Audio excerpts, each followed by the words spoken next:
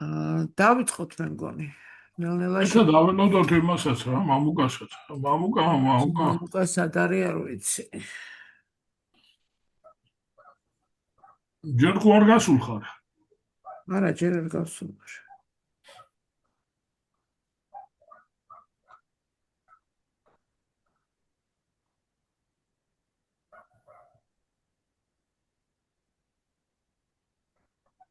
ავათ იყო და მე არ ვიცი ახლა. ახველებდა.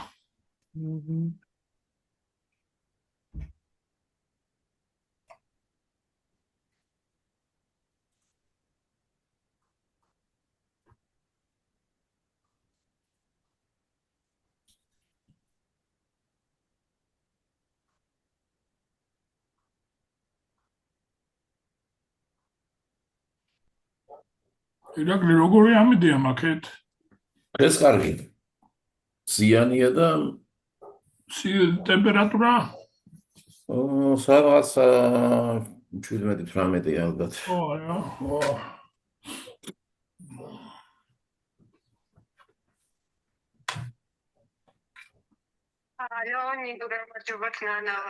ნანა რა იყო, ცუდად ხო არ არის?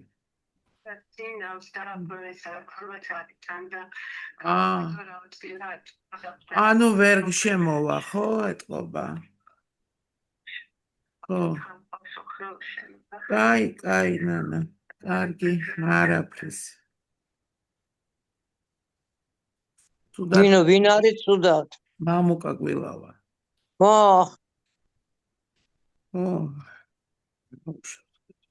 მამუკოთ ჩავატაროთ. კოლეგებო, მაშინ თქვენ ცნებართვით მე დავიწყებ გასვლას. ხო და თქობა ცუდად არის, ავათ იყო გუშინ და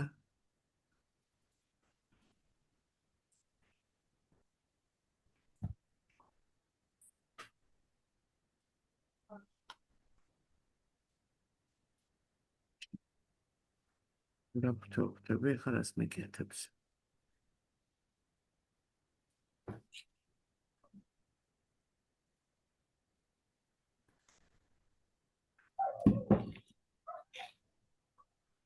გიორგი შემოხავს? გიორგი შემოდი რა შენც.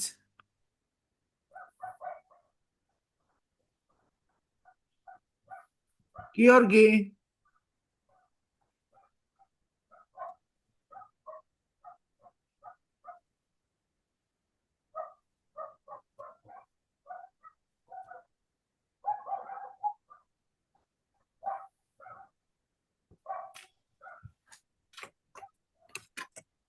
რუსიკო ამბობ შეგვახსენეთო, ჩვენაც დავესწრებითო.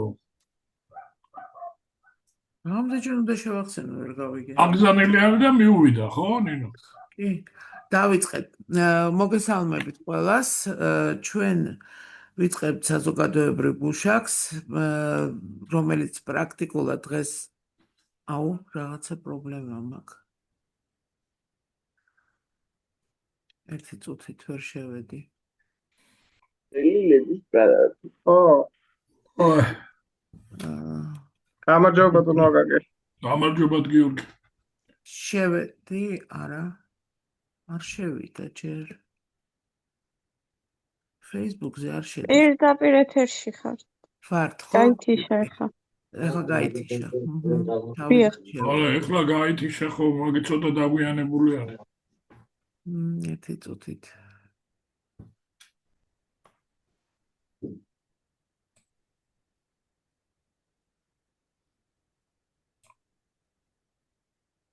ისევ დამიწყო რაღაცეები.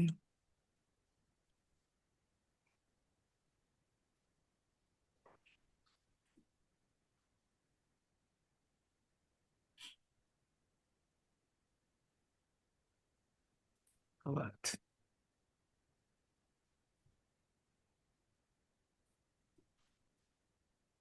მოგესალმებით ყველას, ვერ ვხედავ ლინკს. შევიდა თუ არა.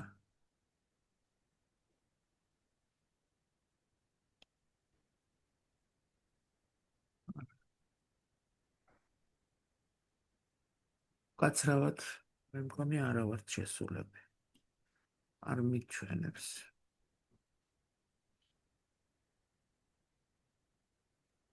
ხო არ უჩვენებს. ხო, არ უჩვენებს.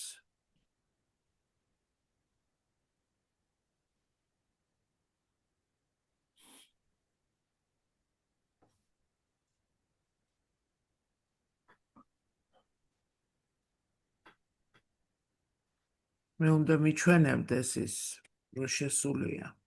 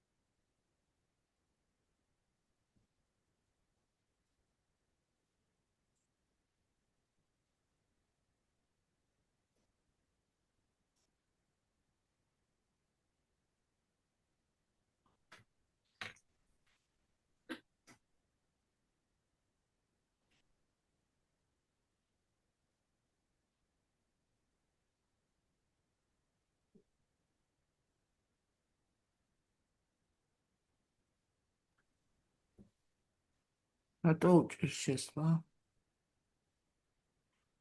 უჩვენა და გაქრა ისევ. უჭირს შესვლა. უჩვენა ნინო და გაქრა უცბა. ვიცი. ეულოთ.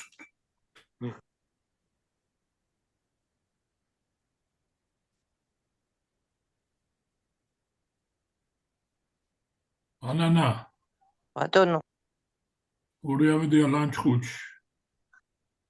გუშინდა დღეს კაი ამინდია. ტემპერატურა? ბატონო, ტემპერატურა მაღალია? ტემპერატურა 19-20 გრადუსია. კაია. ძალიან კაი ამინდია გარე. მაგრამ ამიღამ გაჭირდებაო. კი არა, ბათუმი ქობულეთშიც თბილა დღეს. კარგი ამინდია. შენ მაკეთ ხარ თავი, ბატონო? შენ მაკეთ ხარ? კი, ეხა ვიყავი ქობულეთში კონფერენციაში. არა, მზეა. თბილა. თბილისში ქარია და იმიტომ, მაგრამ თბილაც ხელა. აქაც თბილი ამინდია. გავედით. დიდი მადლობა. მე მგონი უკვე Facebook-ზე ვართ, არა ისევ რაღაცა პრობლემას მიშვებს. არა, ჩანა რო ხარ იმაზე. ესე იგი გავედით თვითონ? მოგესალმებით ყველას, დიდი მადლობა შემოერთებისთვის. დღეს ვიწყებთ საზოგადოებრივ გუშაკს ისევ და დღეს ვიმსჯერებთ ძალიან საინტერესო თემაზე, მე მგონი, რომელიც ყველასთვის უნდა იყოს საინტერესო, იმიტომ რომ ლაპარაკობთ ისეთ პროცედურაზე, რომელსაც ეხება ტრანსსაზღვრო გარემოზე ზემოქმედების შეფასებას. ეს პროცედურა საკმაოდ ახალია ჩვენი კანონმდებლობაში, ამოქმედებული რამდენადაც მე ვხვდები, ჯერჯერობით ჩვენ არა გვაქვს, გადავადებები გვაქვს, თუმცა ამ პროცედურას საკმაოდ საინტერესო ისტორია აქვს. ჩვენი ასოცირების შეთანხმებიდან გამომდინარე, ერთ-ერთი ვალდებულებად არის ზუსტად ეს ტრანსსაზღვრო გარემოზე ზემოქმედების შეფასება. რომელიც საინტერესო პროცედურაა, იმიტომ რომ ამ პროცედურის მიხედვით, ამ კონვენციის მიხედვით, ყველა სასაზღვრო ქვეყანას აქვს ვალდებულება, რომ მან უნდა წარადგინოს თუ რამე საქმიანობას ეწევა კონკრეტულ ტერიტორიაზე, მან უნდა წარადგინოს მეზობელ ქვეყანაში შესაბამისი, ესე ვთქვათ, თავისი გარემოზე ზემოქმედების შეფასება, რომელიც მომზადებულია და მეზობელ ქვეყანამაც უნდა გამოთქვას თავისი მოსაზრებები. ჩამონათვალში არის ისეთი საქმიანობები, რომელიც არის მსხვილი, მაგალითად ატომური ელექტროსადგურის მშენებლობა, მაგალითად დიდი ჰიდროელექტროსადგურის მშენებლობა, მაგალითად ისეთი ისეთი საქმიანობა, რომელიც ეხება დიდ სამრეწველო ობიექტის გაშენებას ან მშენებლობას ან დიდი ინფრასტრუქტურული პროექტები.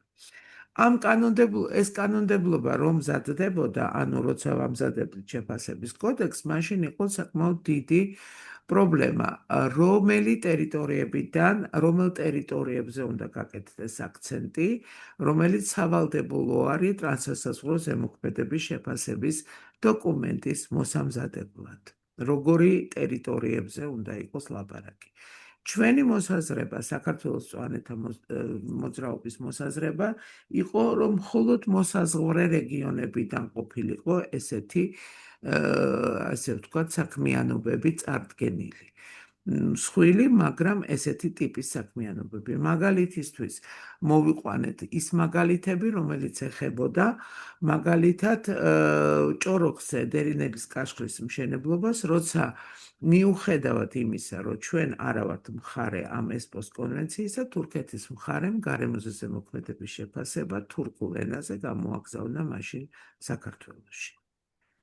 დაახლოებით იგივე პროცედურა გამეორდა, როცა საუბარი იყო სავალდებულო წარმოდგენაზე, გარემოზე ზემოქმედების შეფასების სავალდებულო წარმოდგენაზე, როცა სომხეთმა გადაწყვიტა ახალი ატომური ელექტროსადგურის, მსხვილი ატომური ელექტროსადგურის მშენებლობა თავის ტერიტორიაზე და სანამ საერთოდ დაიწყებოდა ამაზე საუბარი, მათ საელჩოებში დააგზავნეს ეგრეთ წოდებული რა ზემოქმედება შეიძლება მომხდარიყო და შეტყობინება ამ საკითხთან მიმართებაში. საქართველოს რამდენადაც ჩვენ ვიცით პრაქტიკაში არ ქონია ეს, იმიტომ რომ ჩვენ არა ვართ მხარე ესპოს კონვენციის და ვალდებულებაში, რა თქმა უნდა, წარდგენა ასეთი დოკუმენტების არ აქვს. თურქეთი არის ესპოს მხარე, ისევე როგორც სომხეთი არის ესპოს მხარე და ისევე როგორც აზერბაიჯანი არის ესპოს კონვენციის მხარე. დარჩენილია საქართველო, რომელმაც უნდა აიღოს ეს ვალდებულება, მაგრამ ჯერჯერობით ჩვენ ესპოს კონვენციის მხარე არა ვართ, თუმცა გარკვეული ოქმები ესპოს კონვენციით პარაფირებული გვაქვს.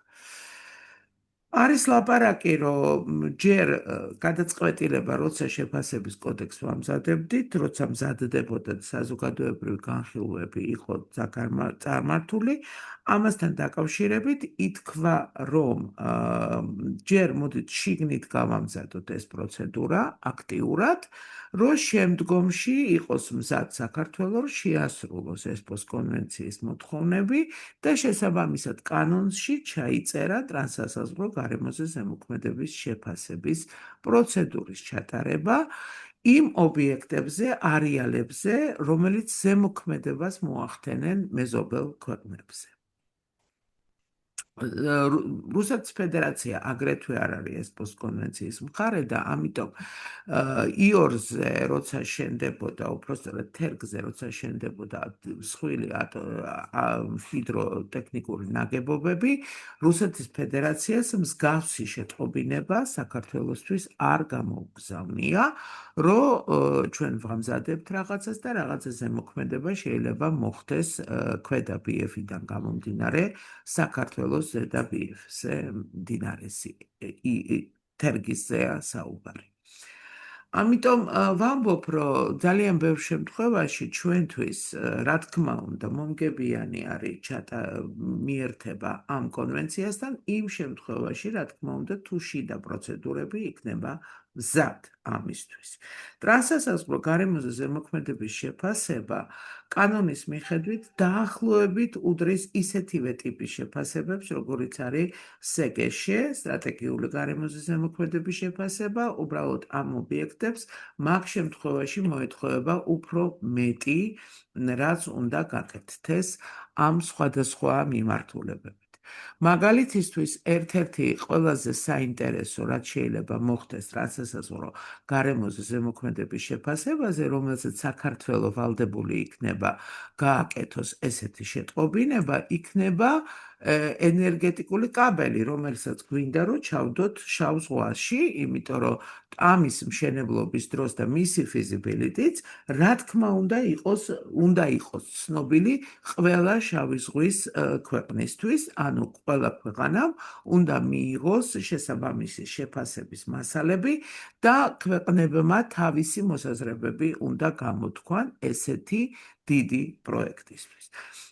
ანალოგიური იქნებოდა სავალდებულო, თუ ჩვენ ვიქნებოდით ესპოს კონვენციის მხარე, იქნებოდა სავალდებულო ბაქო-ჯეიხანის მშენებლობისთვის, მაგრამ იმდენად რამდენად ეს პროექტი იმ პერიოდში ბევრი მხარე, მაგალითად აზერბაიჯანი და არც თურქეთი იმ დროს არ იყო ესპოს მხარე, შესაბამისად არც ვალდებულებები იყო მათზე ნაკისრი, რომ ყველას ერთად სამივე ქვეყანას უნდა გაეკეთებია ესეთი შეტყობინებები. დღეს უკვე კიდე ერთხელ უსვა მხას, რომ ესპოს კონვენციის მხარე თურქეთიც არის, სომხეთიც არის და აზერბაიჯანიც არის. შესაბამისად, ჩვენ გქონდა ის შესაძლებლობა, რომ გავცნობოდით გარემოს ზემოქმედების შეფასების დოკუმენტებს ატომური ელექტროსადგურის, რომელიც არ განხორციელდა, ესე ვთქვათ, სომხეთის მხარეზე. და როცა იყო საუბარი, რომ იყო პროექტი, რომელსაც ეხებოდა მტკვრის, ესე ვთქვათ, ჭოროხისში მტკვრის გადასროლა თურქეთისთვის, ერთ-ერთი დოკუმენტი, რომელმაც რეალურად შეაჩერა ეს პროცესი, როცა თურქეთს გაუჩნდა იდეა, რომ თურქეთის მხარეს დაჭირდათ, რომ ესე იგი მტკვრის სათავეები გადაესროლათ ჭოროხში, რა თქმა უნდა, საქართველოს პროტესტი გამოთქვა ამასთან დაკავშირებით, ზუსტად ამ დოკუმენტებზე დაყრდნობით, რომ ამის გაკეთება შეუძლებელი იყო, იმიტომ რომ ესპოს კონვენცია უკვე ამას მოითხოვდა და ისინი უკვე მხარეები იყვნენ ამ კონვენციის. კიდევ ერთხელ ვამბობ, დღეს ჩვენ რადგანაც ეს მუხლი ბოლომდე ამოქმედებული არ არის, ჩვენ ფაქტიურად ვამზადებთ პროცედურას იმისთვის, რომ ესეთი შეტყობინებები, ანუ და ესეთი დოკუმენტები უნდა გაეგზავნოს მეზობელ სახელმწიფოებს და როგორც კი საქართველო გახდება ესპოს კონვენციის მხარე, მას მოუწევს მსხვილი პროექტებზე შეტყობინებების გაგზავნა. მაგალითისთვის მე მაგალითად ვთვლი, რომ ისეთი პროექტი, როგორც არის კუნძულის მშენებლობა, უნდა ყოფილიყო შეტყობინება გაკეთებული თურქეთის მხარეზე, მაგრამ ჩვენ არა ვართ ესპოს კონვენციის მხარე და შესაბამისად ეს არ იყო გაკეთებული, მაგრამ კაბელი და ამ პერიოდისთვის, როცა კაბელის მშენებლობა დაიწყება და თუ იქნება ესეთი დერეფნის გახსნა, ეს იმდენად მსხვილი პროექტია, რომ ჩვენ მოგვიწევს შეთანხმება შავი ზღვის თითქმის ყველა ქვეყანასთან ამის მშენებლობის პროცესში. ეს არის შესავალი, რაც მე მინდოდა მეთქვა, რით განსხვავდება ტრანსსასაზღვრო გარემოზე ზემოქმედების შეფასება სხვა შეფასებებისგან, რა თქმა უნდა, ეს არის უფრო მსხვილი და უფრო სერიოზული პროექტები, რომელიც უკვე საერთაშორისო მექანიზმით რეგულირდება, თუმცა კიდევ ერთხელ ვამბობ, საქართველოს კანონში ეს პროცედურა ჩადებულია იმისთვის, რომ მზადება არის დაწყებული, რომ ჩვენ ესპოს კონვენციის მხარე გავხდეთ. გთხოვთ კოლეგებო, დაამატეთ თუ რამეს დაამატებთ, იმიტომ რომ მე მივესალმებ ბატონ მამუკასაც, იმიტომ რომ ვფიქრობ, რომ ეს საკმაოდ რთული პროცესი იქნება ჩვენთვის, როგორ დავნერგოთ ეს ტრანსსასაზღვრო გარემოზე ზემოქმედების შეფასება.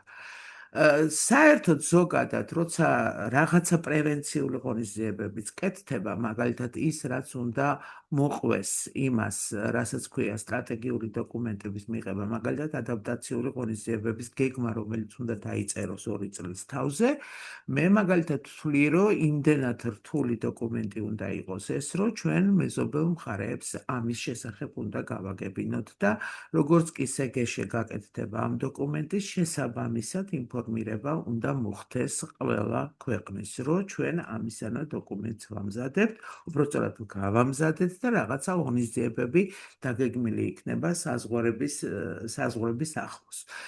და რატო ვთვლიდით საქართველოს წვანთა მოძრაობა, რომ უნდა იყოს განსაზღვრული კონკრეტული არეალები, რომლიდანაც ჩვენ უნდა შევატყობინოთ მეზობელ ქვეყნებს რა ზემოქმედებას მოახდენენ, იმიტომ რომ ეს თუ არის მსხვილი პროექტი, მან შესაძლოა ზემოქმედება მოახდინოს მეზობელ ქვეყანაზე.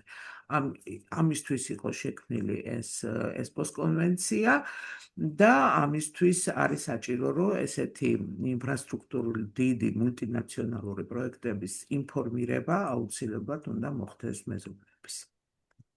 ხოთ, ვინ დაიწყებს, ვინ დაამატებს ამ საკითხს, იმიტომ რომ მე არ გავყევი ახლა კანონს, მე უბრალოდ მოკლე ისტორია გავაკეთე, რატომ იყო მნიშვნელოვანი და რატომ არის მნიშვნელოვანი ესეთი მუხლის გამოჩენა საქართველოს კანონმდებლობაში. გთხოვთ. ალბათ, ქალბატონო ნინო, ალბათ, მაინც ახლა კანონის მუხლების, ესე ვთქვათ, გადმოცემა და შესაბამისად საუბარი კანონზე მე მიმაჩნია ცოტა, ესე ვთქვათ, ნაადრევად. თქვენ მე მგონი აბსოლუტურად სწორი მიმართულება მიეცით. დღევანდელ საზოგადოებრივ გუშაკს უბრალოდ იცით, აი უნდა გავარკვიოთ რეალურად აი ჩვენ სამეზობლოსთან, იგივე ევროკავშირთან შესაბამისად, ესე ვთქვათ, რა ამოცანებია გადასაჭრელი და რამდენად, ესე ვთქვათ, საქართველოს მზად იქნება ან შეიკავებს თუ არა ისევ თავს. გარკვეულწილად რასთან არის ეს დაკავშირებული, თქვათ, იგივე ჩვენი ქვეყნისათვის სარგებელი რა მოაქვს აი ამ კონვენციის და შესაბამისად რაღაც წევრობა ერთია და მეორე ის, რომ სტრატეგიული ოქმის, ესე ვთქვათ, მხარეც უნდა გავხდეთ, ხო, ამ სტრატეგიულ გარემოსდაბ შეფასებასთან დაკავშირებით. აზერბაიჯანი წევრია, მაგრამ არა აქვს სტრატეგიულ გარემოსდაბ შეფასებასთან, ესე ვთქვათ, ხელმოწერა ან და რატიფიცირება ოქმთან დაკავშირებით ვსაუბრობ. სომხეთს ესპოს კონვენციის წევრიც არის და სეგეჟეს ოქმის მხარეც არის. აი თურქეთი სიმართლე გითხრათ, აბსოლუტურად ჩემთვის გაურკვეველი არის რეალურად პოზიცია, იმიტომ რომ კონვენციის წევრია თურქეთი, ქალბატონო ნინო, და სეგეჟეს ოქმზე არ აქვს, ხო? მე რამდენიც ვიცი არა. დიახ, მეც ესე ვიცი რა. და რუსეთი საერთოდ იგნორირებას უკეთებს თუ არ ჩავთვლით იმას, რომ ადრე მე მგონი ხელმოწერა აქვს რუსეთსაც. პარაფირება აქვს გაკეთებული. პარაფირება არა, რატიფიცირება რატიფიცირება აქვს და რატიფიცირება არა. პარაფირება აქვს და რატიფიცირება არ აქვს. რატიფიცირება არა, მაგრამ ხო, ნუ პრინციპში არ არის ეს. ჩვენ გვაქვს პარაფირება რამდენიმე ოქმის და რაღაცები არის რატიფიცირებული. ოქმები, ოღონდ ოქმები გამომდინარე თვითონ ესპოს კონვენციიდან. ესპოს კონვენციიდან. ოღონდ თვითონ კონვენციასთან ჩვენ მიერთებული არ. დიახ. ესე იგი, ახლა ნუ მაგრამ მოთხოვნა არის მკაფიო, რომ უნდა მიუერთდეთ. დიახ, უნდა მიუერთდეთ, რა თქმა უნდა, თუ ჩვენ მოვიაზრებით ევროპულ ოჯახში. აი ორი აზრი არსებობს.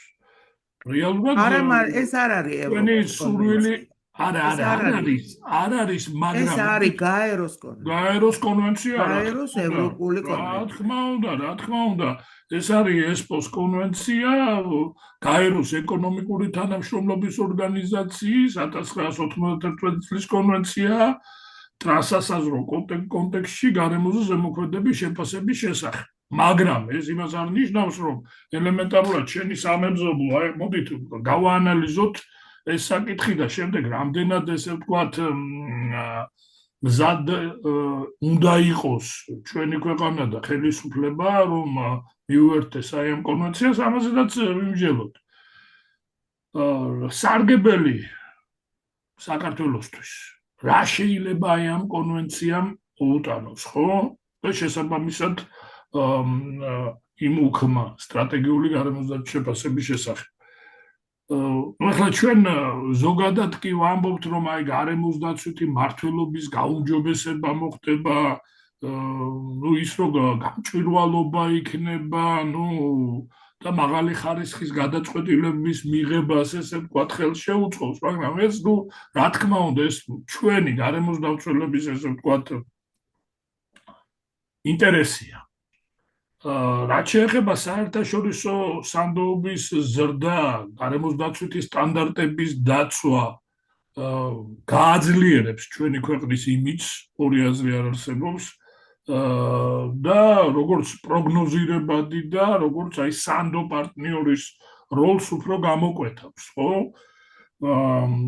გარმოვდება რეგიონალური თანამშრომლობა, ორი აზრი არ არსებობს. და ეს საკმაოდ სერიოზულ ასახვას პოვრებს ეკონომიკურ პოლიტიკაშიდაც. და მოგეხსენებათ, რომ ინვესტიციებისათვის და ინვესტიციების გრძელვადიანი რისკები რომ შემცირდეს და დაზღვეულ ვიყოთ აი ამ მიმართულებით. მოგეხსენებათ, როდესაც ჩვენ ვსაუბრობთ ჩვენ ევროკავშირის ქვეყნებთან შავი ზღვის ესე ვთქვათ არეალში, იგივე თურქეთი, იგივე აზერბაიჯანი, სომხეთი, რუსეთი, ყველასთან ურთიერთობები გვექნება, ხო? იგივე მაგალითად მთელი რიგი საკითხებისა არის დასალაგებელი თვითონ წმინდა ეკონომიკურ და გარემოს დაცვის ჭრილში ევროკავშირთანაც. კიდევ ვიმეორებ, ჩვენ უნდა გავხდეთ ევროკავშირის წევრი ქვეყანა, ხო? რეალურად გამოწვევები, რისკები ძალიან ბევრია ამავე დროს.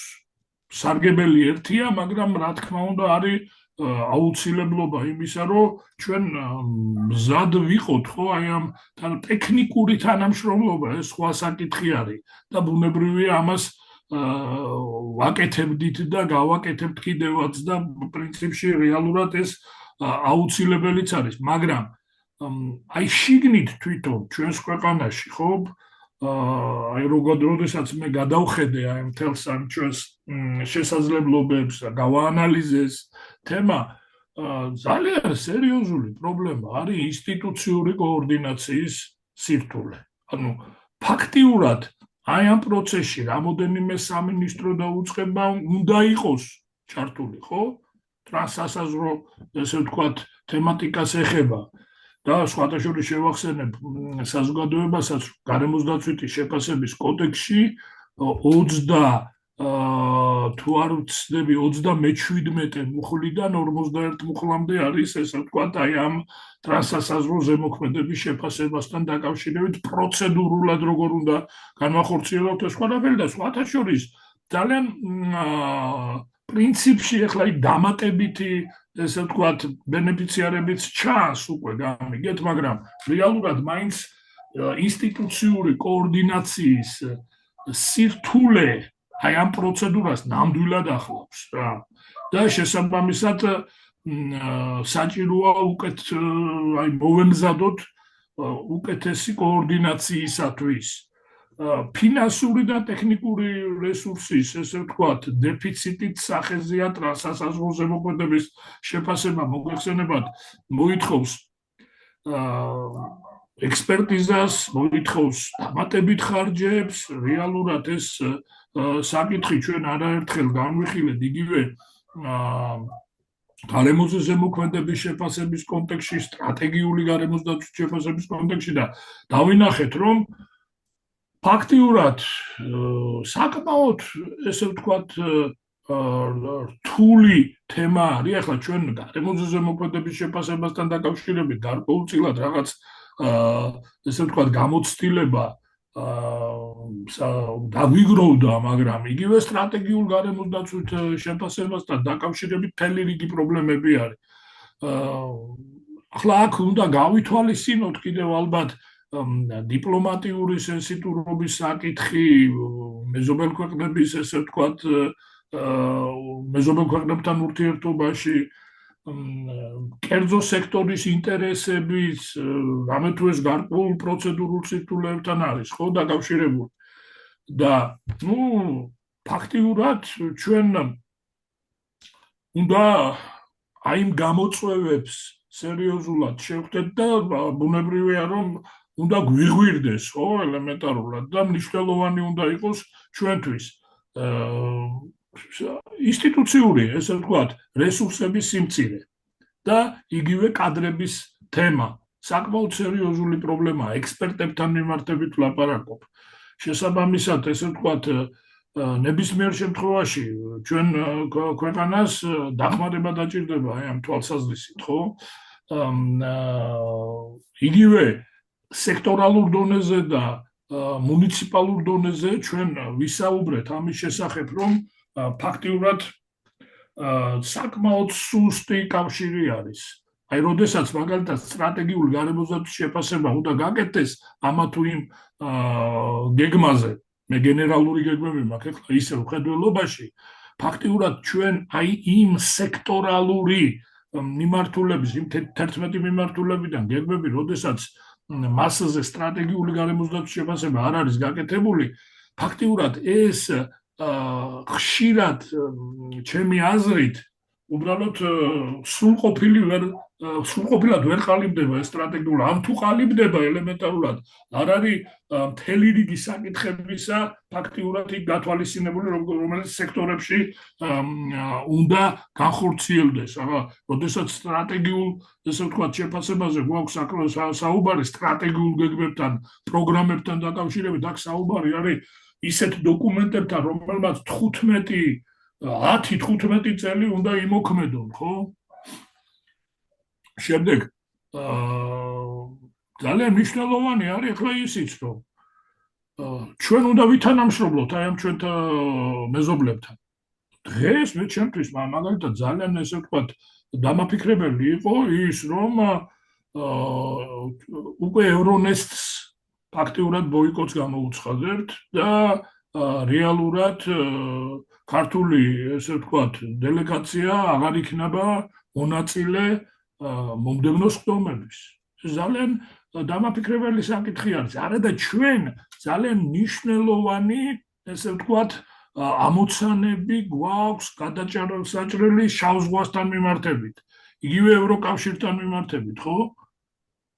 ბუნებრივია რომ რეალურად მე ისევ და ისევ გამოვდივარ აი ამ ესე ვთქვათ საერთაშორისო კონვენციის ანუ აი ჩვენი აი ამ ესპოს კონვენციის რაზეც დღეს ვსაუბრობთ რეალურად იმ მოთხოვნების განხორციელებაზე რომელიც იგივე აი ამ სტრატეგიულ გარემოსდაცვის შეფასების ოკთან არის დაკავშირებული ანუ რაღაც წინააღმდეგობები იქნება ძალიან სერიოზული. აი თუ ეს არ დაიძლია, თუ ესეთი ესე ვთქვათ შიდა პრობლემები არ გადავჭერით, თუ კოორდინაციის საკითხი უფრო მაღალ დონეზე არ ავიყვანეთ და ბუნებრივია რომ აი ეს არაფორმალური, არამედ რეალური ესე ვთქვათ მნიშვნელობის სტრატეგია უნდა გახდეს სამოქმედო, ხო? ის მოთხოვნები, რაც რეალურად აი ამ კონვენციისა და მისი ოქმის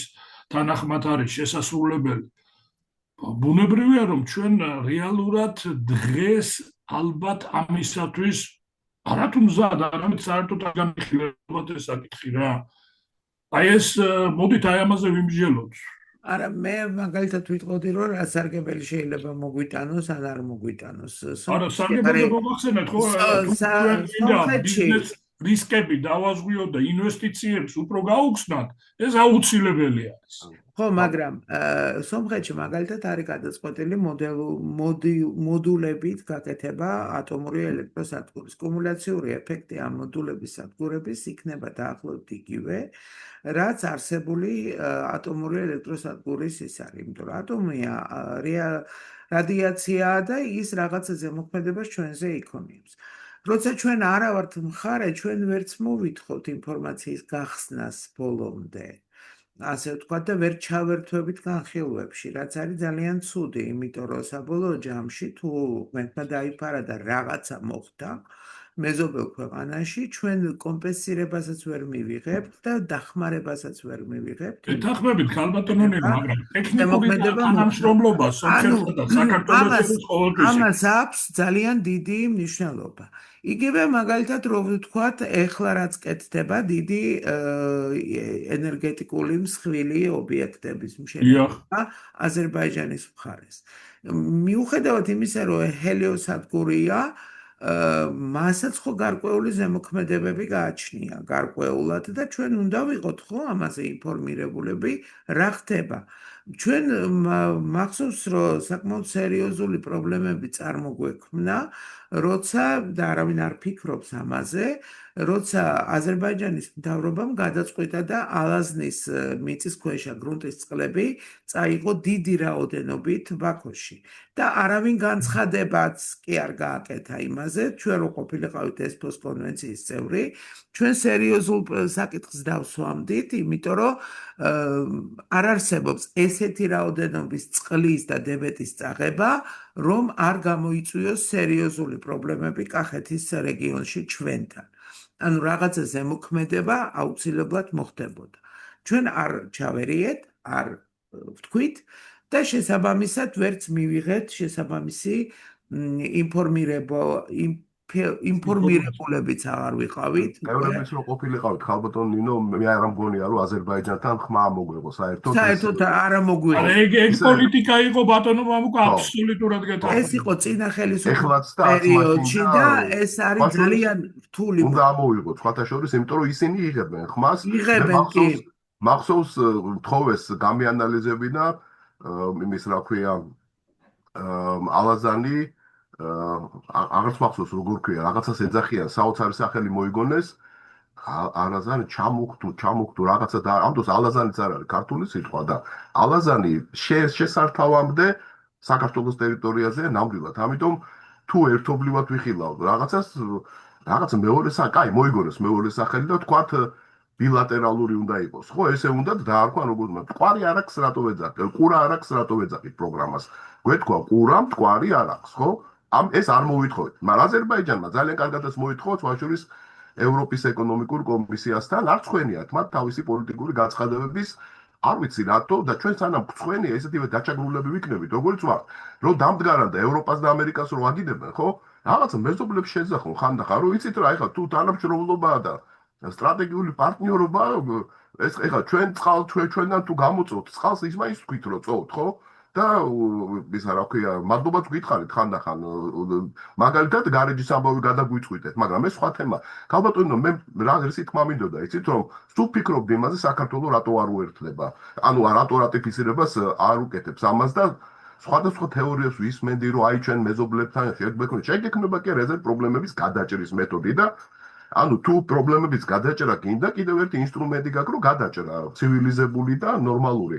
და რაზე დავფიქრდი, იცით და დამაფიქრა ამაზე ახლა ნავთობ გადამამუშავებელი ქარხანა რო გავაკეთეთ სანაპიროზე. რო არ ვთხოვეთ, არ ვკითხეთ არავის. არ ვკითხეთ არავის და რამე რომ მოხდეს ამ ქარხანაში, დაღვრა თქვათ, ხო? თქვათ, ან გონებათ ყულევის ტერმინალი იყოს მეორე. ისა რა ქვია, ხო, ტერმინალი. ქარხანა უკვე გვეშლება, ამასაც ყულევის დაერქვათ, ფოთის მაინც დაერქვიათ, ან რიონის მარჯვენა ნაპირის, რომ განსხვავება გვენახა, მაგრამ საქმეც იმაშია, რომ არანაირი განსხვავება არ არის. ყულევის გავლით გადის და გამოდის ეს ნავთობი. დღეს რო ამბობენ, რომ ვითომ რაღაც შემოვიდა და გავიდა, თეორიულად ვერაფრიდან ვერ შემოვიდა და გარდა ყულევის ტერმინალისა. ამიტომ აქ აზერბაიჯანიც გამოდის ჩართული და სხვა შორის ქალბატონო მაინც გადავამოწმე და თურქეთი არ არის ნამდვილად, ანუ რატიფიცირებული არ აქვს და რატიფიცირებული არ აქვს თურქეთი. არა, ხელმოწერილიც არ აქვს. დღესაც მეც ეგრე ვიცოდი და ერდოგანის პერიოდშიც კი, ერდოგანის პერიოდში ამას არ გააკეთებენ და ისინი რაც ასახელებენ. ერთ-ერთი მიზეზი არის სუვერენობა ვითომ დაირღვევა იმისი. ამ დროს რა სუვერენობა თურქეთმა რაზეც არ უნდა მოაწერო ხელდი, მაინც დომინანტი იქნება მაგალითად საქართველოსთან. ჰესებს გააკეთებს და ხმას არ ამოვიღებს და კონფლიქტი აქვს ვისთან იცით? ყველა ქვეყანასთან საქართველოს გარდა. სომხეთთან, სირიასთან, ბულგარეთთან, ყველა მეზობელს გადაუკეთა მდინარე, სარგებლობ შუა მდინარეთი რომ მასთან არის ცივილიზაციის წყარო და ისე კეტავს ამ მდინარებს როგორც დაგიბარებია და რამე რო კითხოთ საერთაშორისო შეხვედრაში special opinion ადგებიან და რეჩს დაურტყავენ და ამას მე შევესწარი სანაპირო ზონის ინტეგრირებული მართვის მრჩეველთა ჯგუფი, რომლის წევრი გახლა ვართ 2-0 ვართ ხოლმე საქართველოსთან, რომელიც ქალბატონმა მაია ჯავახიშვილმა შავი ზღვის კომისიონერმა გუშინ თქვა, რომ შეიძლება განახდეს შეხვედრები, რაც ძალიან სასარგებლოა თუ უკრაინა და რუსეთი ამას მოახერხებენ, რუსეთის ფედერაცია ესე უწოდოთ ხო, მათ როგორც ეძახიან თავისთან. და იქ ვიხილავდით აი ტრანსსაზღვრო ზემოქმედების ოქმის ანალოგს შავი ზღვისთვის. და თურქეთმა და რუსეთის და თურქეთის და სხვა ჯგუფში ვერ განიხილავდნენ, იმიტომ რომ ესეთ მართლობის საკითხებთან სანაპირო ზონის ინტეგრირებული მართვა იყო ყველაზე მეტად დაკავშირებული. EBRD სპონსორობდა ამას, მათ მოამზადეს შვენიერი დრაფტი, იქ რაღაცა დეტალები გავიარეთ, ყველაფერი შევათანხმეთ და ბოლოს როცა უნდა გვეთქვა, რომ წარუდგინოთ ახლა კომისიას, რომ მათ დამტკიცებაც არ არის, ქალბატონო, endorsement, ხო, რომ ხარი ანუ დაუჭირო. თანხმობა, წინააღმდეგი არ ვართ, ეს არ ნიშნავს იურიდიულ თანხმობას. ნუ თურქეთი ადგა და გაბუშტა ტუჩები და ამაზე გოგონები ყავდა წარმომადგენელი დაბარის ტუჩები და თქვენს რომ არა ბატონო სპეციალური მოსაზრება გვაქვს ამასთან დაკავშირებით და უარი განაცხადეს.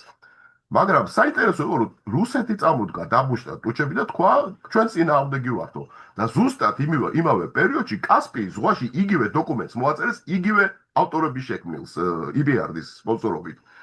უბრალოდ აღმოჩნდა რომ სუვერენიტეტი რუსეთს სხვანაირად ეზმის შავ ზღვაში, დომინანტობა უნდა, იქ მაინდა-მაინც ეს არ გამოდის მაგალითად ირანთან და აზერბაიჯანთანაც და სხვებთანაც და იქ თანამშრომლობენ, იქ სხვანაირად ეზმის სუვერენიტეტი და საქართველოს ქალბატონო მე უბრალოდ ეს დისკუსია უნდა გავწევრიანდეთ თუ რატიფიცირება უნდა გავაკეთოთ თუ არა ამ ორი დოკუმენტის, გინდა სეგეშე და გინდა გეზეშეს რაც შეეხება. ხო არის სქოლასტიკა სრული, იმიტომ რომ ამ დოკუმენტებს ჩვენ ისედაც ვაქვეყნებთ.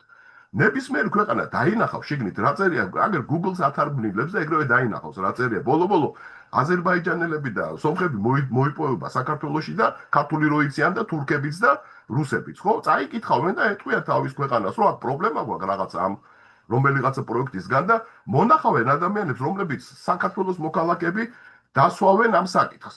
ანუ ტექნიკურად არაფერი არ იცვლება. იცით რა იცვლება ტექნიკურად? საგარეო საქმეთა სამინისტროს მეშვეობით გაკეთდება ეს სუვერენული ურთიერთობა. თუ ჩვენ გეზეშეს პროექტების დონეზე გადავწყვეტ და საქართველოს თურმე მოთამაშეობა არ უნდა, ქალბატონო ნინო. მას არ უნდა რომ მის საგარეო სამინისტროს პატივისცემით ესაუბროს თურქეთის სამინისტრო, ან პირიქით თვითონ ესაუბროს და დასანალი არის ვითაც დავიწყე იმ მაგალითს მოვიყვან. უკრაინა არის ორივეში გაწევრიანებული. პრინციპულად თან, იმიტომ რომ სეგეშეს პროტოკოლს საერთოდ კიევში მოეწერა, ხელი კიევის პროტოკოლი ქვია. და რა თქმა უნდა ისინი ხელს მოაწერენ, თან უამრავი პრობლემა გადაწყვეტეს, მაგალითად რუმინეთთან ომი არ დაუწყიათ. დელტაში ჰქონდათ პრობლემები, რაღაც სხვადასხვა პროექტები, მე მგონი ტრანსპორტთან დაკავშირებული და არც ერთი არ არის კმაყოფილი, მაგრამ პრობლემები გადაჭრილია დიპლომატიურად და იქ უკრაინასაც პატივს სცემდნენ ამ პროცესში და რუმინეთსაც და ევროკავშირის მთლიანად ჩართული იყო, რომ ამ ხალხს რამე არ გართულებოდა და აი ახლა უბრალოდ ვკითხულობ, თეორიული საკითხი მინდა, რიტორიკული კითხვა მინდა დავსვა.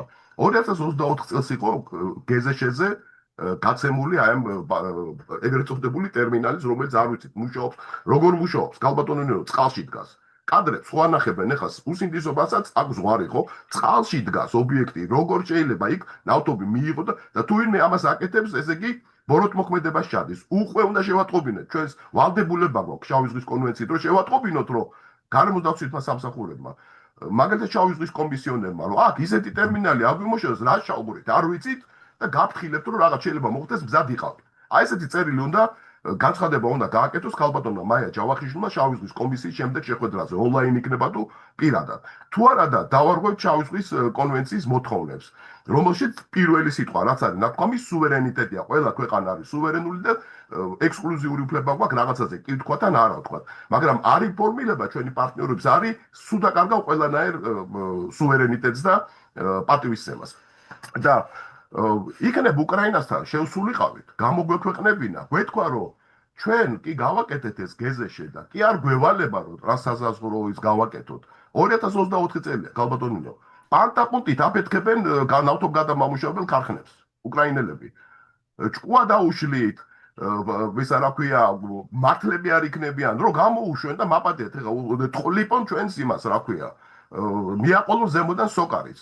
როგორ გონიათ ეხლა არ გააკეთებენ ამას თუ შევწყვებათ ვინმეს თუ მართლები არ იქნებიან ამიტომ ეს ისეთ საკითხია რომ ჩვენ უნდა მათთან გველაპარაკოთ აი ხალხო იზოლებული ვართ ესეთია ისეთია ფასი გვაქვს ძალიან დიდი ნავთობის ბაზარზე ისაა და გვაპატიეთ მაგრამ ეს უნდა გავაკეთოთ და თქვენ წინააღმდეგი ხო არა ხართ და იქნებ თქვა ამ ხალხმა რომ რაც არ უნდა იყოს ჩვენ საქართველოს ამას როგორ ვაკადრებთ ხო ამას მაინც მივიღებდით ან მივიღებდით კაფეო სიგნალს რომ გააკეთებთ ამას ჩემო არ უძული ნავთობი წამოვა და ომში მიიღებს ეს მონაწილეობას არ ვაგებთ ჩვენ პასუხს იმაზე სად იქნება ეს ობიექტი მით უმეტეს რომ რუსების ობიექტია ვიცით ხო რა ვიცი თუ არ არის რუსების ობიექტი მითხარით საქართველოს 5 მილიონი დადო ხო დანარჩენი ვინ დადო და საერთოდ რომელი ბანკები მონაწილეობს ამის კეთებაში სინდიცირებული სესხი რო არის ეს საკითხი უბრალოდ ამას მაინც გადავჭრიდით მაგრამ ამ დოკუმენტში თქვენ საერთოდ ტრანსსაზღვრო ხო ვერ ნახავთ ჩვეულებრივ კონტექსტშიც კი შეერაღებულ კონფლიქტს თავი დავანებოთ და რაკეტები და დრონები რო დაფრინავს იმას რო თავი დავანებოთ ზღვიდანაც აქვს ხაერიდანაც აქვს დრონებიც აქვს და რაკეტებიც აქვს ყველა მოგწდება და არ მგონია რომ საქართველოს მოსახლეობა წინააღმდეგი იყოს ეგეთი დარტყმის არ მგონია რომ პოლიტიკური პრობლემა შეიქმნა საქართველოში მაგის გამო თუ რუსების ტერმინალს რამე მოუვა მაგრამ თვითონ არ აქვს შკოა რომ გაანალიზონ გარემოს დაცვის მინისტრი გახდათ ის ბატონი რომელმაც პირველ სკოპინგის დასკვნა სკოპინგის დროსვე შეელო ეს საკითხი დაესვა 2019 წელს ჯერ 2022-ში გაიმეორა შემიძლია ეხლა კიდე ხელმძღვანელი ამ ობიექტის ინტერესების კონფლიქტი არ არის გავანებოთ თავის საერთაშორისო კონფლიქტს ინტერესების კონფლიქტი არ არის რამეს ამ საქართველოში განმარტებული და კიდე ერთი საკითხი ქალბატონინო უფრო ტექნიკური ჩვენ რომც არ გავიაროთ კომუნიკაცია მეზობელ ქვეყნებთან როგორც ამას ხავს კანონი ხო იმიტომ რომ არ გვევალება ჯერ ესეთი არავინ არ გიშლის რომ ეს გააკეთო აიღებ კონვენციის ტექსტს და მიყვები და გაუგზავნე წერილს და მიიღებ პასუხს ისინი კი თქვენ თქვენ არ გეხებათ მაგრამ მაინც მადლობა რომ მოგვაწოდეთ და კი ბატონო და ისოცხლე აგერ არის ჩვენი კომენტარები ხო აბა ვინ გეტყვით ამაზე უარს ხო ანუ ტექნიკურად არაფერი არ იცვლება თუ გინდა რომ გამოიყენო მაგრამ თუ არ გინდა რომ გამოიყენო იმიტომ რომ რაღაცა ავიც მე მგონი სუვერენობასთან აქვს პრობლემა ხო არ გინდა რომ შეგვეყანოს ნორმალურად წარმოადგენდე ეს ხო არ არის კითხვა აბა სხვა კითხვა გვითხრან აგვიხსნან რა არის ის რაციონალური არგუმენტი მე აგერ ვთქვი ირაციონალური რაციონალური თქვა რატო არა ვართ მიერთებული სომხეთი თუ მიუერთდა ატომური ელექტროსადგურის აშენებას აპირებს სულელები არიან არა ჩვენზე ჭკვიანები არიან იციდან რომ გამოგვიგზავნიან წერილს და იძახე მე შენ რაც გინდა შეასრულებენ ყველა დიპლომატიურ მოვალეობას მაგრამ ეს არ გვათავისუფლებს ჩვენ ზემოქმედების შეფასებისგან ეს არ ნიშნავს რომ დოკუმენტში ტრანსსაზღვრო ზემოქმედების შეფასება არ გავაკეთოთ ეს არ წერია რომ ეს არ უნდა გავაკეთოთ გეტყვით აგერ მაგალითს გადაგვეკე ჩამოვიდა ესა რა ქვია ღვარცო ფილმიდან ყაზბეგიდან და გადაგვიკეტა მდინარე ხო ერთი კვირა გადაკეტილი ვიყავით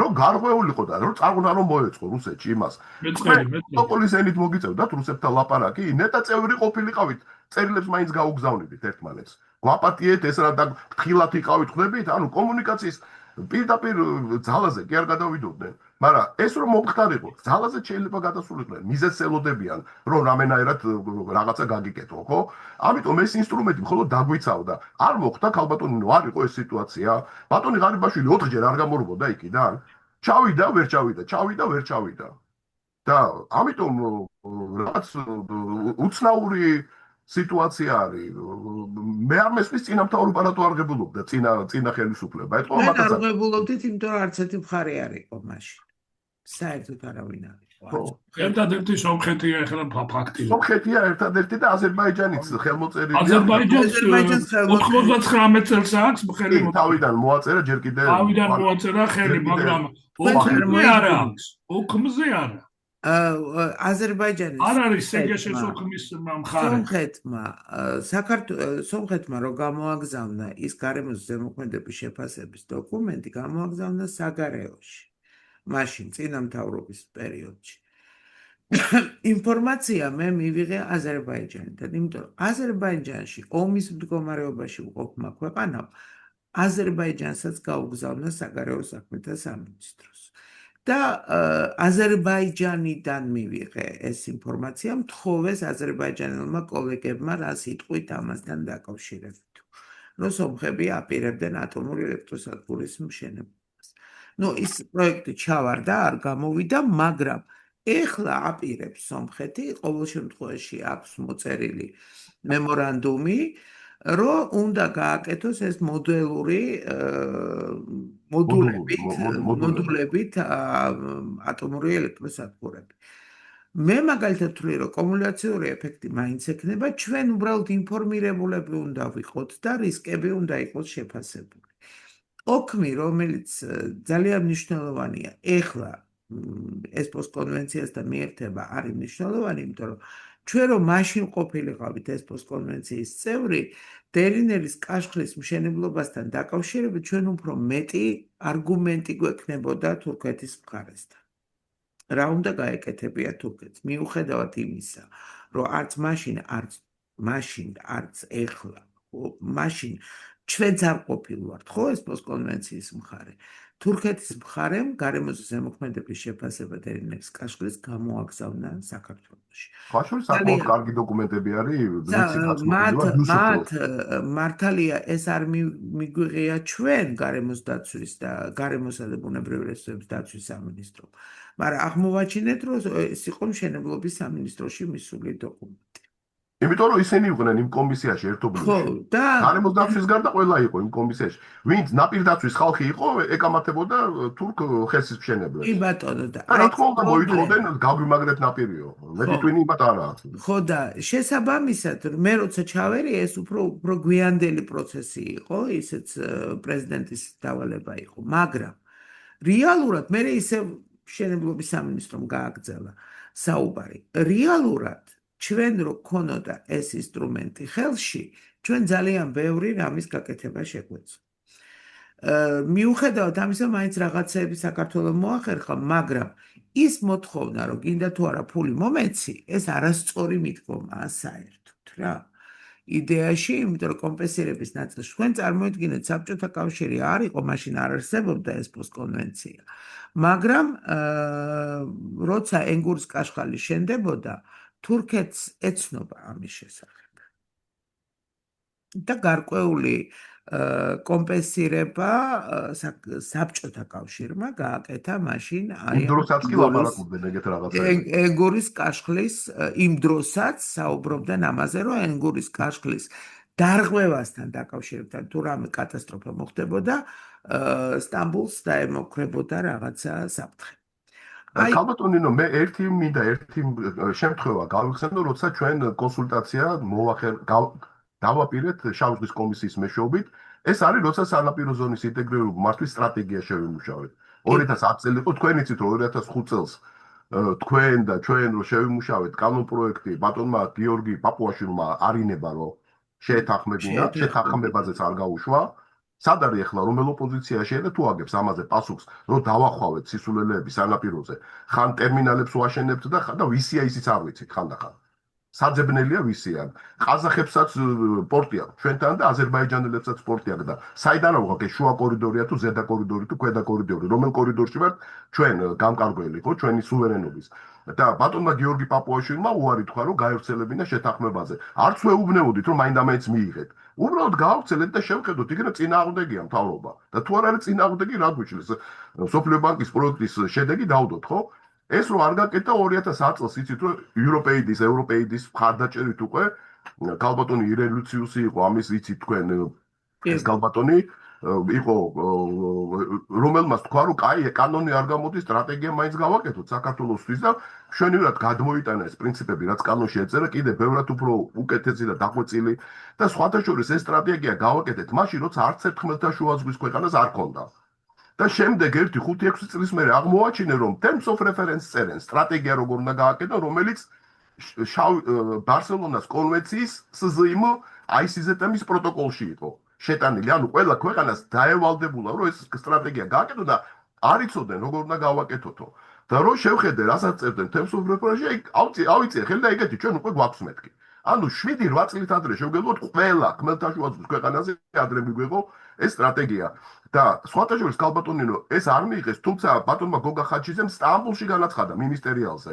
რომ ჩვენ ესეთი დოკუმენტი გვაქვს და შეთანხმებაზე გაუშვებთ ეს პირობა დადო არა მივიღებთო ეს პირობა დადო შეთანხმებაზე გავუშვით ყველა კომენტარი არ იყო მაინდა-მაინც რამე განსაკუთრებული ტექნიკური კომენტარები არავინ არ იყო ინტეგრირებული მართვის მოწინააღმდეგე არც ერთ უწყებაში შევიტანეთ ეს ცვლილებები არ გაგზავნა მთავრობაში ბატონმა გოგა ხაჩიძემ არ შეიტანა მთავრობაში ეს დოკუმენტი მაგრამ ჩვენ რაც გავაკეთეთ ეს დრაფტი გაუგზავნეთ შავი ზღვის კომისიას ქალბატონ ირინა მაკარენკოს რომ გააცანეთ ჩვენი სანაპირო ზონის ინტეგრირებული მართვის ჯგუფის წევრებს რომ ჩათვალეთ რომ ჩვენ არა ვართ არაფერს მიერთებული მაგრამ ტრანსსაზღვრო კონსულტაციებს ვაპირებთ ამაზე თუ რომელიმე ჩვენ კოლეგას ექნება რამე წინადადება და შენიშვნა მზად ვართ რომ გავითვალისწინოთ ამაზე არც პასუხი მიმიღია და არც არავის კომენტარები არ გამოუგზავნია მაგრამ დარწმუნებულია რომ შავი ზღვის კომისიას დღემდე ახსოვს რომ საქართველოს თავისი ინიციატივით თავისი გეგმების შესახებ შეატყობინა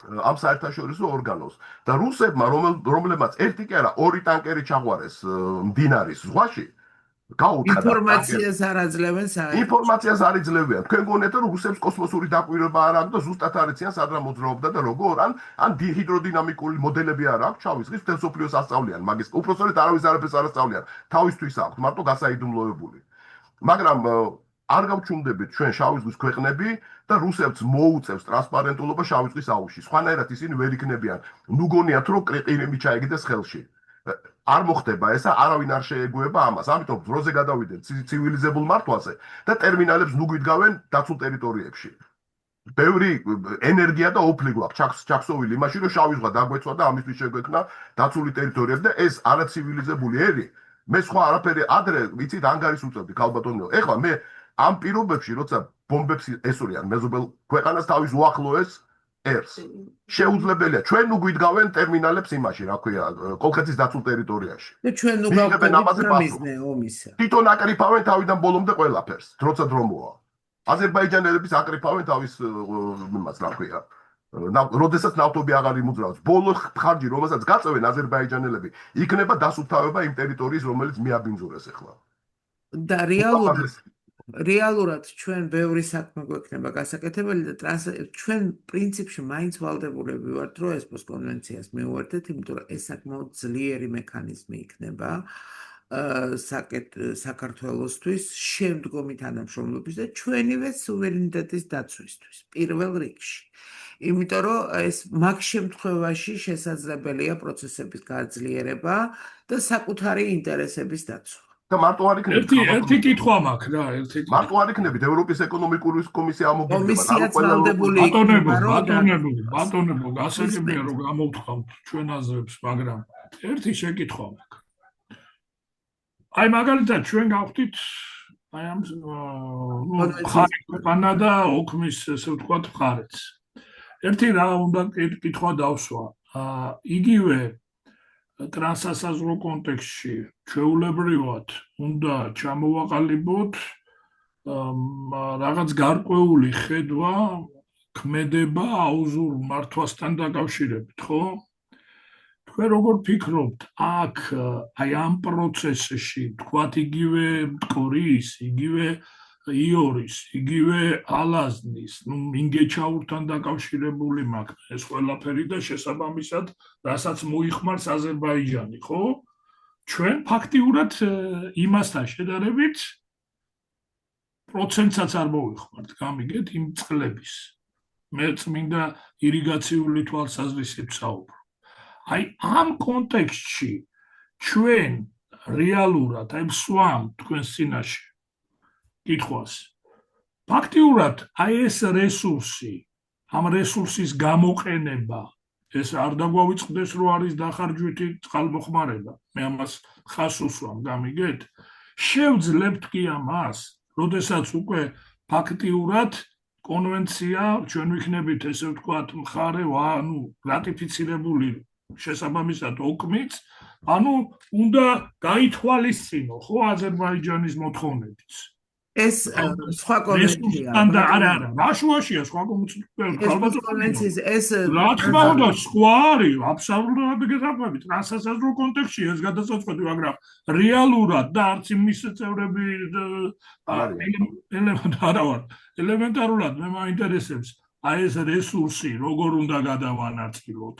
ანუ ამ შემთხვევაში მე ვალდებული ვხდები რომ რეალურად გავითვალისწინო მათი ინტერესებიც, არა? არა, პირიქით, მათ უნდა გაითვალისწინო. მათაც უნდა გაითვალისწინო. მაგალითად, დღეს მე არანაირი პირობა არ მაქვს მათთან. გამიგე? მე შემიძლია ელემენტარულად იქ თუ იმას 1.5 მილიონი კუბური მეტრი, 1.5 მილიონი ჰექტარი აქვს ჩამოკიდებული მინგეჭაურზე და მე გაძვალტყავებული ისა 100,000 ჰექტარიც არ მაქვს აღმოსავლეთ საქართველოში და არა და ძალიან მჭირდება და საკმაოდ მაღალი მაქვს დეფიციტი წყლის. გამიგეთ? რომ მოვიხმარო, ხო? რეალურად აი მე ამას ვამბობ. იცი რომ მოდი რა წინააღმდეგობების დაცვის საუბრო. მე გამოდივარ ჩემი ბატონაკაკი, ნახეთ, რისი თქმა მინდა, იცით რომ ამ არეალს სხვათა შორის საბუკოსთან ერთად კომპანია რომელშიც მუშაობ, გეოსივრცულ ანალიზს ვაკეთებთ, რა ხდება და როგორ ხდება და ძალიან საინტერესო პორტალს უკეთებთ, მე მგონი, დეშბორდს, სადაც ადრეული გაფრთხილების სისტემაც იქნება, მაგრამ ერთი რაც უკვე ჩანს, ჩვენ რაც დაცული ტერიტორიები გვაქვს, სხვადასხვა კატეგორიის, ზოგი დაცული ტერიტორია, ზოგი ზურმუხტის საიტია, ზოგი კიდე რაღაცა, მთლიანად დაფარული გვაქვს ეს ჩვენი ტერიტორია, სადაც ჩვენი აი ნახევარად უდაბნო, რასაც ქვია, ხო? სამუხის ველი და ასე ხა შეიძლება დამავიწყდეს რაღაც საკითხები. ერთადერთი რაც ცუდი გავაკეთეთ, საბჭოთა კავშირის დაშლის მერე წყალსაცავი გავაკეთეთ, რომელიც არ ვიცი ქალბატონი ნინო ამბობს, რომ ატომური ელექტროსადგურის ის გვინდოდაო თეორიულად, მაგრამ იმასაც ვერ იყენებენ ნორმალურად და რო შეხედავთ, გაანალიზება ხდება ბოლო 40 წლის მანძილზე, სად მოხდა რამე ცვლილება. და ამას ხედავთ ხელის გულზე, ნებისმიერ ადამიანს არ ჭირდება რომ დიდი ექსპერტი იყოს, პირდაპირ სპექტრის სფერებში გიხატავთ. თუ წითელი არის, ესე იგი, ეხლახანს მოხდა, თუ ლურჯი არის, დიდი ხნის წინ მოხდა, 40 წლის წინ. და ამ ფერების მიხედვით გადადის ლურჯი, ყვითელი, ორ და კრასნი, каждый охотник жила знает, ხო, on პირიქით. და შეგიძლიათ დაინახოთ როდის სად რა მოხდა. და თვალებს არ უჯერები აზერბაიჯანში გაწითლდა ყველაფერი 2018-19-20-21 წლებში. პივოტ ირიგაციას აკეთებენ. უსინდისობა არის, ეხლა არ მინდა ზოგადად თქვი, რომ არ დავაბრალო რაღაცა ჩვენს მეზობელ ერს და მეგობარ ერს, ხო? უსინდისობაა, როდესაც არიდული ეკოსისტემაა და შენ იქ სოფლის მეურნეობა, ნუ კარგი, სხვაგან გააკეთეს სოფლის მეურნეობა, ხო შეიძლება, ხო? იქ ნუ დაასაქმებ ხალხს, მაინდა-მაინც არ არის ეს ადეკვატური და საიდან მოგაქვს ეს წყალი? ან სომხეთიდან, ან საქართველოდან, ხო? აღმა ქვეყნებიდან, ხო? ან თუ მინგეჩაურიდან მოგაქვს CO2-ის ემისიას აკეთებ, ხო? და ეს არის 2018-19 უფრო 21, აი ხლახანს. ანუ როდესაც ჩვენ კონსერვაციას გადავახვდით და ვეხვეწებოდით ყველას რომ 1-2 კაპიტი ფული მოგვეცით რომ ეს საძოვრები შევინარჩუნოთ, ეს ბალახის საფარი შევინარჩუნოთ და ამ პერიოდში ისინი ინტენსიურ სოფლის მეურნეობას საუდის არაბეთიც კი არ აკეთებს, მე მგონი ამდენს იმაში უდაბნოში. ისინი აკეთებენ ეგეთ რაღაცებს უდაბნოში, მაგრამ აქ უბრალოდ თვითონ იმათი და ჩვენთან უშვებენ ქურციკებს და დიდი მადლობები უნდა უწადოთ და ჩვენთან დარჩა მარტო ეკოსისტემა და იმიტომ უშვებენ ჩვენთან თავისთან არ დატოვეს არაფერი. ბატონო მამუკა, მე ბოლო ინფორმაციებით რაც ვიცი, ეს პრინციპში ადამიანის ქმედება ზოგჯერ საზღვარი არ აქვს, მაგრამ საბოლოო ჯამში თქვენ წარმოიდგინეთ, რომ წყალი მათ არ ყოფნით.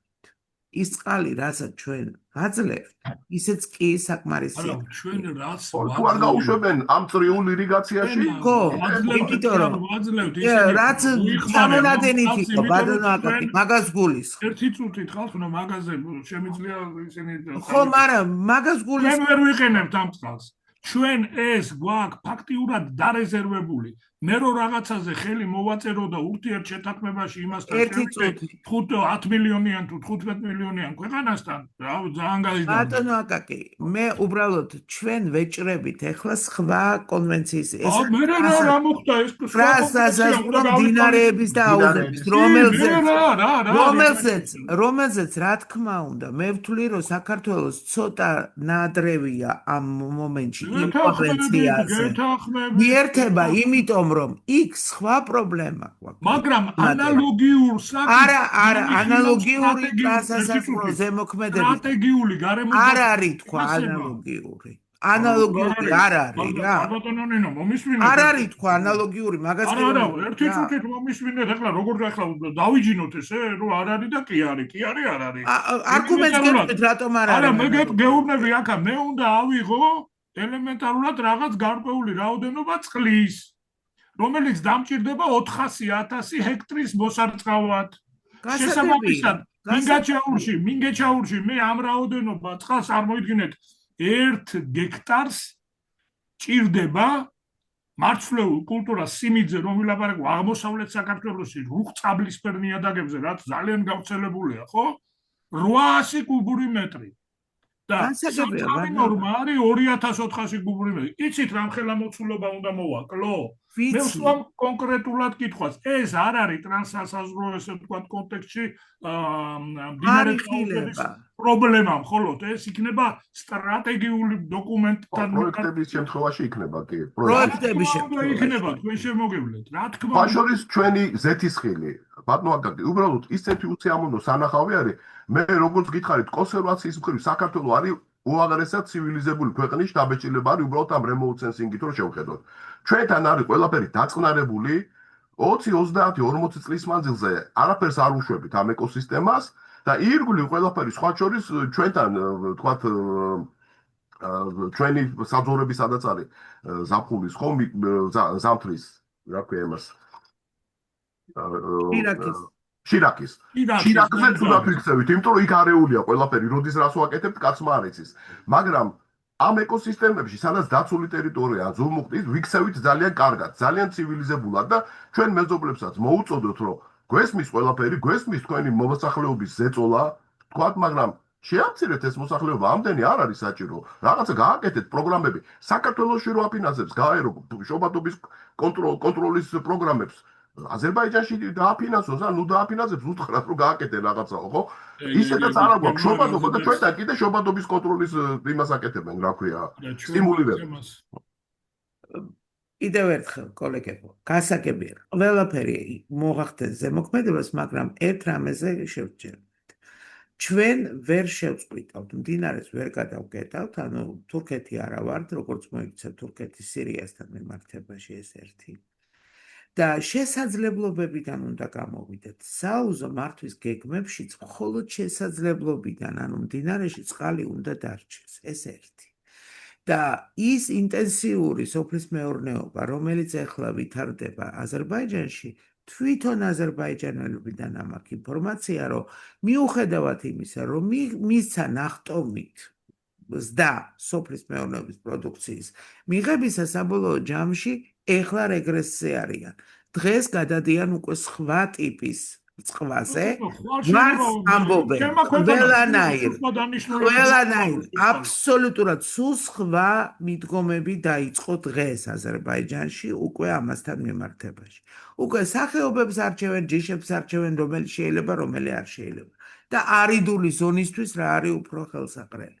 და ამ სიტუაციაში უბრალოდ ჩვენ არ უნდა დაუშვათ ეს შეცდომები, იმიტომ რომ არ შეიძლება დაშვათ. ბაშორის ამ ზეთისხილით უშვებთ, ხალბატონო ნინო, ძალიან უხეში ჩარევა ლანდშაფტში, აი სრულიად უსიამოვნო არ მეგონა თუ ესეთი უსიამოვნო შეგრძნება მექნებოდა, იმიტომ რომ ნორმალური არიდული ლანდშაფტიდან და ეს არიდული ხო არ არის, მარტო ბალახეულობა იზრდება, ეგ ულამაზესი ადგილებია და უცბად მოდიხარ და ეს კრივში ჩალაგებული ეს და სვანაძე, იმიტომ რომ არის ევროპის იმის რა ქვია, ზეთისხილის ასოციაციის პრეზიდენტი.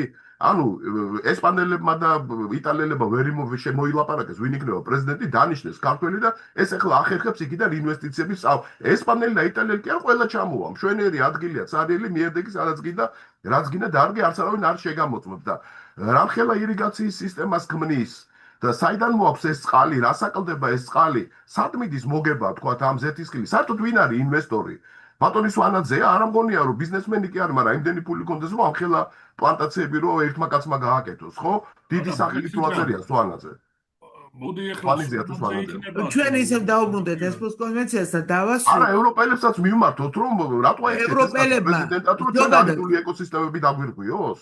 ესპოს კონვენცია უფრო ცოტა მასშტაბურია და უფრო სხვა კატეგორიებს ეხება, ვიდრე ესეთ კონკრეტულ რაღაცებს. ამ შემთხვევაში კიდევ ერთხელ ვამბობ, ესპოს კონვენცია არის მექანიზმი, რომლითაც საქართველოს უფრო სუვერენული ხდება, იმიტომ რომ ეს არის მექანიზმი, რომელიც შენ შეგიძლია ამოქმედო. სუვერენული კი ხდება, მაგრამ მე არ უნდა დავზარალდე რა. შენ არ დაზარალ. საქართველოს არ უნდა დაზარალდეს. საქართველოს ესპოს კონვენცია. ბატონო, კიდევ ერთხელ უსვამ ხაზს. მე არ ვამბობ, რომ ტრანსასაზღვრო მდინარეების და ტბების Აცო დინარე რა შუაში ეგ სტრატეგიული ერთი წუთით, ბატონო, ერთი წუთით განსხვავება არის, იმიტომ რომ საუზო მართვის გეგმებით ეს ტრანსასაზღვრო კონვენციების კონტექსტში არ განიხილება, თქო, მაგას გეუბნებით. ამიტომ ვამბობ, რომ აქ სხვა მიდგომა ის, რაც ჩვენ სხვა რამე დაგჭირდება, ჩვენ ნებისმიერ სიტუაციაში, ადრე თუ გვიან, აზერბაიჯანს, სომხეთს, საქართველოს, ირანს და თურქეთს ერთად მაინც მოუწევს საუზო მართვის გეგმის მომზადება მტკვარზე. აი, მტკვარი თავისი შენაკადებით. უკვე სხვა პრინციპი იქნება. ხოდა ამაზე იქნება და ესპოს კონვენცია. ალაზანი და რიონი არის ჩემი. ესპოს კონვენციის საუზო მართვის გეგმები არ შედის ტრანსასაზღვრო ზემოქმედების შეფასების დოკუმენტებში რა. არ არის ეს მაგის კონვენციის. ბატონო? არ არის თქვა მაგის კონვენცია, ესა უფრო ეხება კონვენციას ხო გეთახმები, მაგრამ თემა არის ისეთი, რომელიც რესურსის გადანაწილებაზე მიდგება. რესურსი უნდა გადაენაწილო ნებისმიერ სიტუაციაში იმდენი, რამდენიც შეუძლია ამ ჩამონადენს. შენ არ შეიძლება უხეში ჩარევა გააკეთო რა. კი ბატონო, არ ჩავერიოთ უხეში ახლა, კარგით რა, რას მიხსნით. ხო, მაგრამ მაგას ვამბობ, არ არის. არ უნდა ჩავერიოთ, მაგრამ პრობლემა არ ექნება საქართველოს. მისი კვოტა გაცილებით დიდი იქნება, გამომდინარე რიცხოვნობიდან, გამომდინარე იმ სასოფლო სამეურნეო ვერ იქნება თქო, მაგას გეუბნები. განოყიერებიდან გამომდინარე. პრეტენზიაც არ ექნება. აზერბაიჯანს ვერ ექნება პრეტენზია. პრეტენზია აზერბაიჯანს ამ მეორე კონვენციასთან მიერთების ერთადერთი რაზეც ჩვენ პრობლემა. არა. ესპოს კონვენციას ეს არ ეხება, ბატონო აკაკი. ესპოს კონვენციის პრობლემა ეს არ არის. პრობლემა არის მეორე კონვენცია. თემა კი ბატონო, ვიცით ის კონვენცია, მაგრამ თემა თვითონ თემა არის, მაგრამ მაგაზე ვიმსჯელოთ სხვა დროს. ჩვენ საუბრობთ დინარეთა ჩამონადენებზე და თუ საუბრობთ არ საუბრობ დინარეთა, ჩვენ ვლაპარაკობთ ტრანსასაზღვრო ვლაპარაკობ ინტეგრირებული მართვის გეგმაზე თუ საუბრობთ, საუზო მართვის გეგმაზე თუ საუბრობთ, არ უნდა ვისაუბროთ? არა, არ არის თქვა კონვენციის ნაწილი ეს. სტრატეგიული გარემოსდაცვის შეფასების თემა. არა, სტრატეგიული გარემოს ზემოქმედების შეფასება ეს შიდა პროცედურული ნაწილი. ხო, გასაგებია, მაგრამ მე არ უნდა ვაცნობო, არ უნდა განვიხილო. არა, მაგი არ უნდა. არ უნდა მივაწოდო ინფორმაცია. მაგი არ არის ჩამონადენში ტრანსასაზღვრო ზემოქმედების კონვენციების. როგორ კაცო, რას ქვია, მე აგერ არ არის თქვა, ეს არ იქნება ესე მოთხოვნილი. ყოველ შემთხვევაში ბატონო აკაკი, ჩვენ უფრო მეტ შემთხვევაში მოვიგებთ ამისგან თუ გაუფრთხილდებით ჩვენ გარემოს ვიდრე წავაგებთ. აი მაგალითად ამ შემთხვევაში ეთახმები მეც ვიტყვით, რომ თქვენ ახლა ამას ითხოვთ უსაშველო სოფლის მეურნეობისთვის, რომელიც ამ ადგილებში საერთოდ არ უნდა იყოს და ჩვენ კიდევ დავაზობთ კონსერვაციას, ამას ვიცავთ და უკაცრავად ვერ მოგცემთ ხალხს. სოფლის მეურნეობისათვის შეიძლება მე წყალი გამოვიყენო დახარჯვითი, ესე ვთქვათ, გარკვეული კი ბატონო, მაგრამ ამისი შესაძლებლობა გეძლევა, არ არის მაგი პრობლემა თქვა. პრობლემა ტრანსასაზღვრო თვითონ კონვენციის პრობლემა ეს მცდარი შეხედულებაა, რომ ჩვენ გვექნება პრობლემა ჩამონადენთან მიმართებაში. ჩვენ პრობლემა გვაქვს სხვა რამესთან დაკავშირებით, იმ კონვენციაშიც კი წყლების, საერთაშორისო წყლების და ტბების ტრანსასაზღვრო. იქ გვაქვს პრობლემა დაბინძურების. იმიტომ რომ საქართველოს არ გააჩნია საკანალიზაციო და სანიტარული სისტემები. ჩვენ რომ ეს გქონდეს გამართული, პრობლემა მაგიც არის, იმიტომ რომ თვითონ რაოდენობასთან მიმართებაში არ არის ლაბარაკი. და დაბინძურებაზე გასაგებია ქალბატონო. მაგის გამო არის ერთადერთი რაოდენობაზე. ბატონო, რაოდენობაზე არ არის საუბარი. რაოდენობა რამდენიც არის ბუნებით, ის რაოდენობა უნდა ჩადიოდეს მინგაჩაურში თუ ჩადის.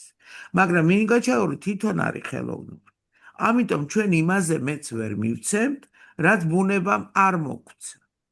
არა, ბუნების აღმოცემაზე არ არის ქალბატონო. ხო და ამიტომ ვაპარაკობ. საუბარია მე რომ მოვიხმარო. საფრთხე, რასაც თქვენ ახლა ხედავთ საფრთხეთ, არ არის ეს საფრთხე თქო, მაგას. რატო არ არის? არ არის, იმიტომ რომ ეს არის ჩვენ საუზო მართვის პრინციპს ვაკეთებთ მხოლოდ იმიტომ, რომ რაციონალური წყალმოხმარება იყოს.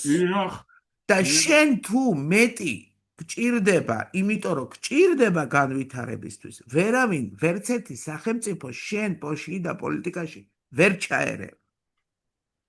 არა, ნუ ელემენტარულად გააჩნია ვერ ჩაერევა, მაგრამ როცა შენ რეალურად, რატო ვამბობდი, რატო მოვიყვანე ალაზნის მაგალითი, იმიტომ რომ მიწისქვეშა წყლების პრობლემა, რომელიც ფორმირებას უკეთებდა ზედაპირულ წყალს, იქ არის ძალიან დიდი სივრცე მიწისქვეშა წყლების, რომელიც აზერბაიჯანმა წაიღო. მინიმუმ უნდა ქონოდა შეტყობინება მაინც. იმიტომ რომ ეს მიწისქვეშა წყლები, რომელიც ერთიან ბასეინს წარმოადგენს, ჩვენ მოგვაკლდა რეალურად. ჩვენ მოგვაკლდა. გეთახმები. და კაციშვილმა არ მოიღო და ეხლა შენ გჭირდება უფრო კითხვას პასუხობთ. ეხლა შენ გჭირდება უფრო მეტი წყლის დახარჯვა ზედაპირულის, როცა შენ ქონდა მიწისქვეშა წყლები და ხმა არ მოიღე. სხვათა შორის 2002 წელს, როდესაც ალაზნის აუზის მიწისქვეშა, ანუ არტეზიული უნდათ გადასროლა გაეკეთებიათ ჩვენ ვარი ექსპლუატაციო მარაგებიდან მილსადენებით უნდა თავრიზის დასარწყულებლად. კი ბატონო, ვარი ხო ჩვენ აი თქვენის ხელმძღვანელობით 2002 წელია კატეგორიული ვარი უთხარით და დავასაბუთეთ კიდევაც. რატომ უთხარით? გამიგეთ? და ელემენტარულად საბოლოო ჯამში მართლაც დღემდე აი ის რესურსი, რაც ჩვენ გაგვაჩნია კახეთის რეგიონში, ნუ ასე თუ ისე შენარჩუნებული არის. ყოველ შემთხვევაში მისი გამოყენება შესაძლებელი არის. ამიტომ ვამბობ, რომ ესპოს კონვენცია ამ სიტუაციაში და მე რომ მკითხო, უკვე ის დრო არის, რომ ჩვენ მეორე კონვენციასაც უნდა მიუერთეთ, თუ გვინდა რომ როდისმე გავაკეთოთ საკანალიზაციო სისტემა ეტყობა, ჩვენ მაინც ვალდებულება უნდა ავიღოთ, რომ რაღაც კეთება დავიწყოთ და ამიტომ ესეც მნიშვნელოვანი საკითხია. კარგით, კოლეგებო, დავასრულოთ, მე მგონი და ყოველ შემთხვევაში კიდევ ერთხელ ვამბობ, ტრანსსაზღვრო გარემოზე ზემოქმედების შეფასება არის ის ინსტრუმენტი, რომელიც საქართველოს მხოლოდ წააგდება და არაფრით არ წააგებს საქართველოს. მაგრამ ერთი რამე არის, ვალდებულება საქართველოს რა თქმა უნდა იღებს, რომ გააცნობს მეზობელ ქვეყნებს თავის იდეალურ პროექტებს. მაგრამ მე რომ მკითხოთ ზანგეზურის პროექტის განხორციელება საქართველოს უნდა კითხოს აზერბაიჯანმა და სომხეთმა.